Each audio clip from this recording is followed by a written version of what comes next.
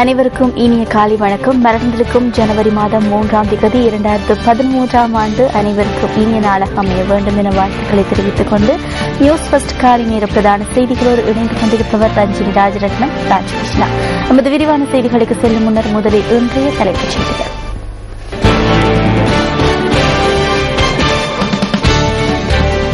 பாராளுமன்ற விசேட தெரிவுக்குழுவை ஆட்சேபித்து பிரதமர் நீதியரசர் சார்பாக தாக்கல் செய்யப்பட்ட மனு இன்று விசாரணைக்கு.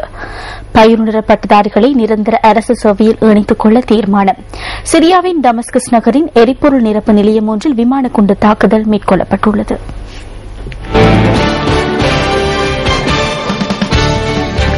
அவை எமது தலைப்புச் செய்திகள். இனி விரிவான செய்திகளில் முதலில் உள்நாட்டுச் செய்திகள்.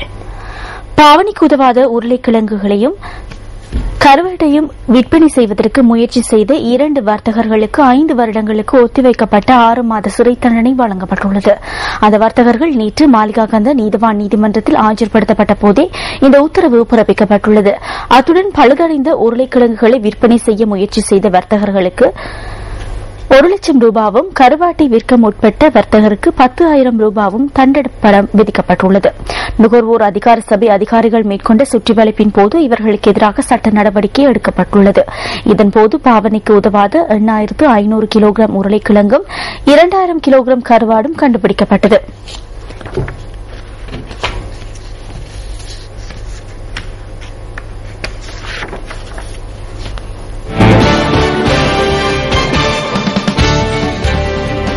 அரசு சேவையில் இணைத்துக் கொள்ளப்பட்ட பயிலுனர் பட்டதாரிகளின் 1 வருட பயிற்சி காலம் நிறைவடைந்ததும் அவர்களை சேவையில் நிரந்தரமாக்குவதற்கு அரசாங்கம் தீர்மானித்துள்ளது.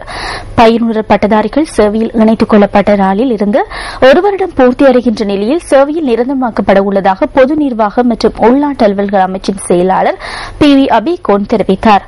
அடுத்த மாதத்தில் இருந்து அவர்கள் நிரந்தர சேவையில் இணைத்துக் கொள்ளப்பட உள்ளனர்.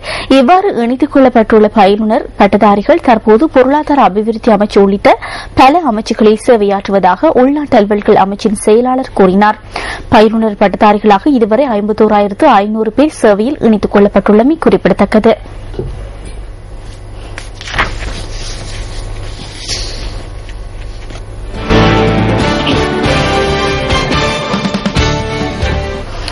பாராளுமன்ற விசேட தெரிவுக்குழு மற்றும் அதன் விசாரணைகளை ஆட்சேபித்து பிரதமர் நீதியரசர் சார்பாக தாக்கல் செய்த மனு மேன்முறையீட்டு நீதிமன்றத்தினால் இன்று விசாரணைக்கு எடுத்துக் கொள்ளப்பட உள்ளது.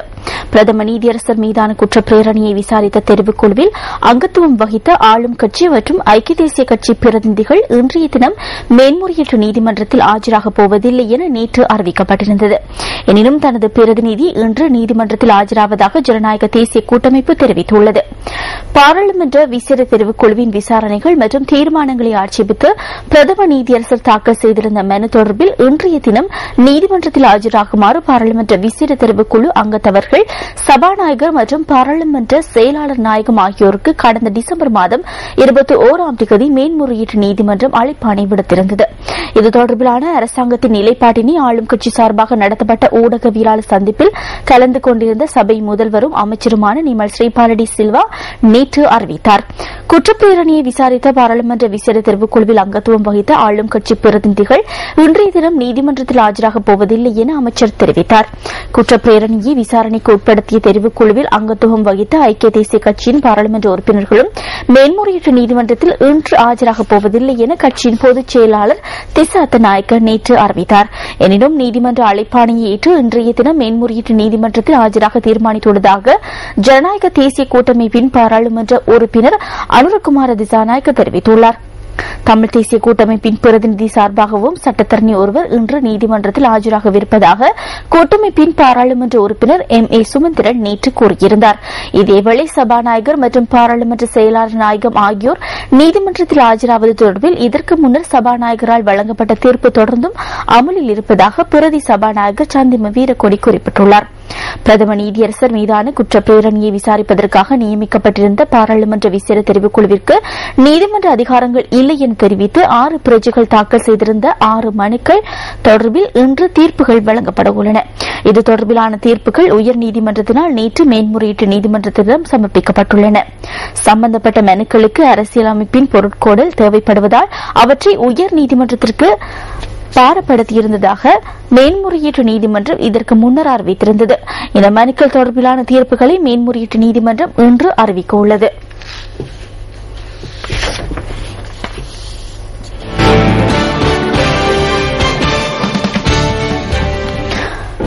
செய்திக்குறிப்புகளாக சில சம்பவங்கள் அடுத்து.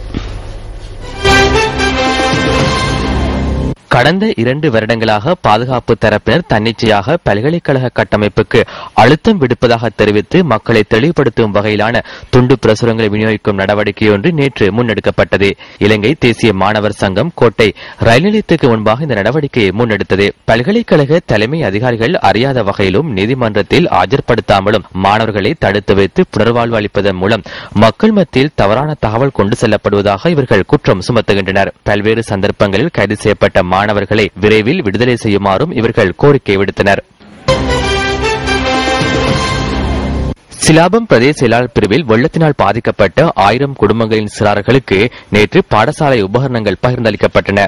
வடமேல் மாகாணத்தின் எதிர்க்கட்சியின் பிரதான ஏற்பாட்டாளர் கின்ஸ்லி பெர்னாண்டோ இதனை ஏற்பாடு செய்திருந்தார்.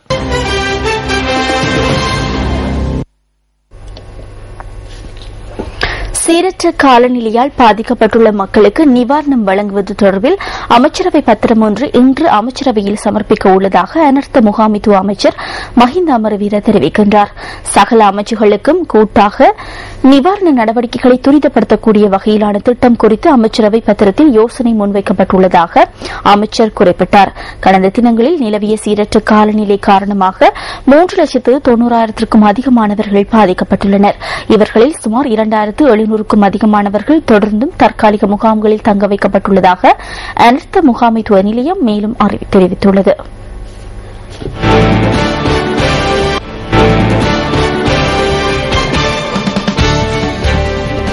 இலங்கை மத்திய வங்கி வெளியிட்டுள்ள வெளிநாட்டு நாணயங்களுக்கான கொள்வனவு மற்றும் விற்பனை விலைகளை சுமந்து வரும் பிஸ்வஸ் தொகுப்பு அடுத்து.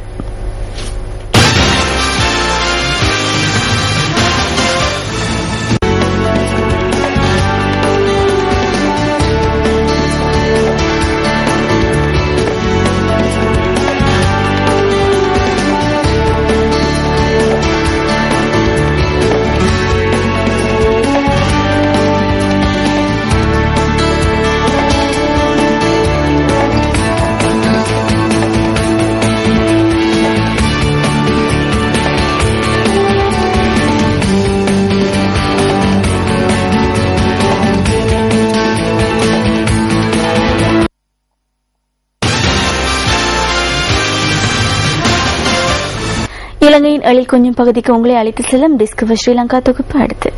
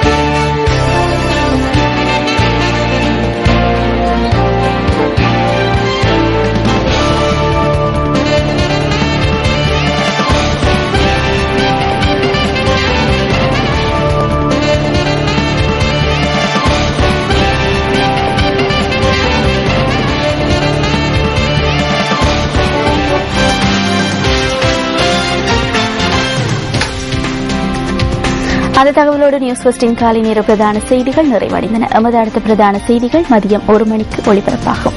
காணொலியுடன் விரிவான எமது செய்திகளை அறிந்து கொள்வதற்காக www.newsfirst.lk என்ற எமது இணையதளத்திற்குள் பிரவேசியுங்கள். வணக்கம்.